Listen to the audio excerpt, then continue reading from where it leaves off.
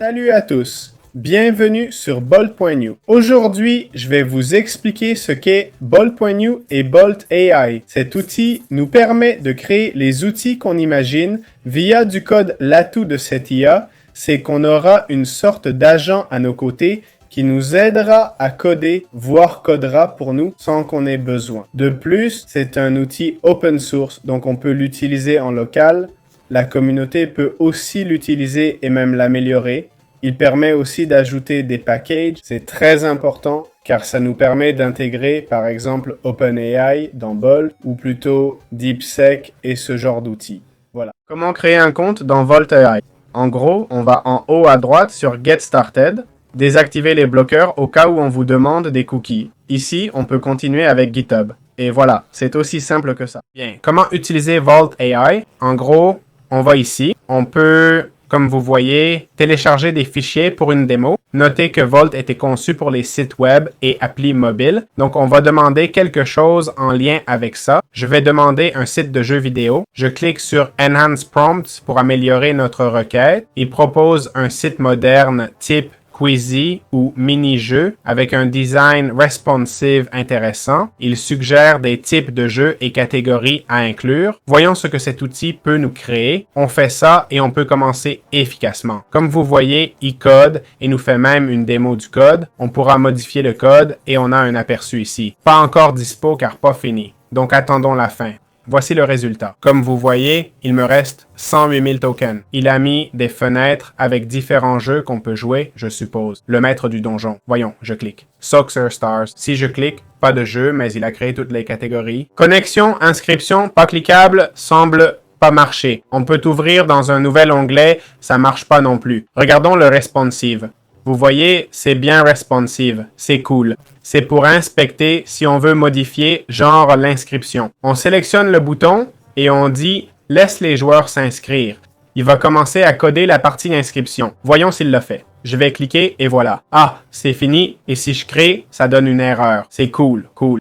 Donc voilà, c'est le résultat. Bon, à noter dans la plateforme, si on va dans les réglages, on peut voir nos jetons restants. On peut afficher le nombre de jetons qu'il nous reste. Dans la section jetons, on voit 150 000 par jour, 1 million par mois. Et on voit que j'ai déjà presque tout dépensé, non? Pour avoir plus de jetons, on peut cliquer sur Get Free Token. Franchement, ça m'est égal si vous l'utilisez ou pas. Vous pouvez utiliser un lien de parrainage, celui-ci ou d'un collègue, ok? Vous gagnez 200 000 jetons pour vous et pour l'utilisateur parrainé, ok? C'est pour ça que je vous le laisse, ok? Donc si quelqu'un veut l'utiliser, allez-y. Je répète, ça m'est égal, d'accord? Je ne gagne rien. Voilà comment créer des jetons pour différents projets dans Start New Chat.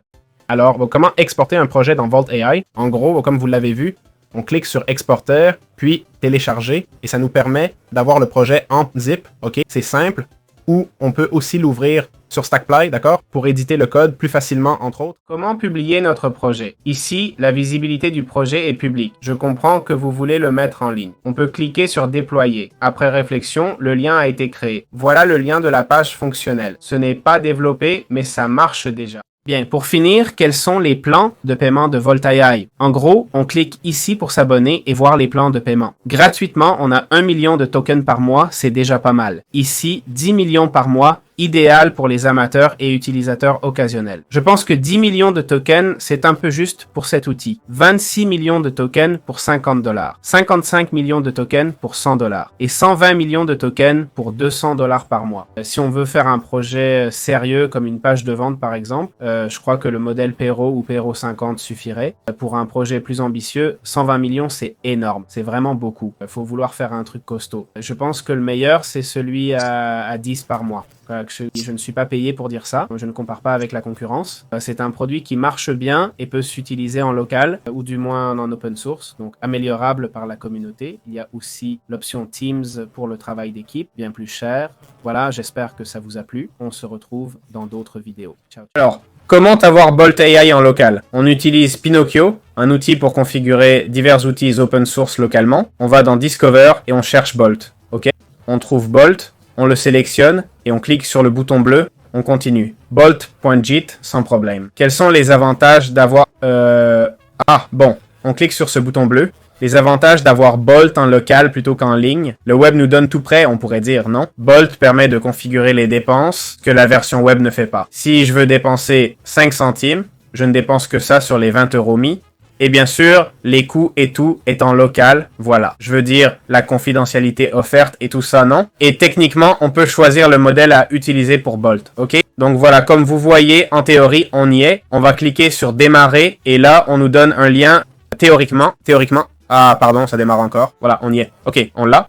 Localhost, vous voyez? Je veux dire, je n'ai rien modifié, hein? Si je recharge, voilà. Je dis ça pour que vous voyez que je n'invente rien. Alors, quelle IA utiliser, n'est-ce pas? Gemini, OpenAI ou peut-être Perplexity. Je vois que Mistral n'est pas là.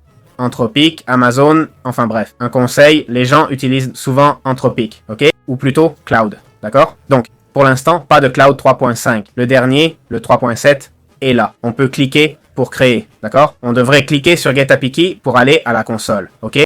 De l'endroit qu'on veut, ici, Anthropic, d'accord? Et là, on peut même lui parler à voix haute, ok? Attention, dites à voix haute ce qu'on veut. D'ici, on peut importer un chat ou des fichiers, ok? Ou cloner un Git, d'accord? Un dépôt Git. Très intéressant ce qu'on peut faire en local.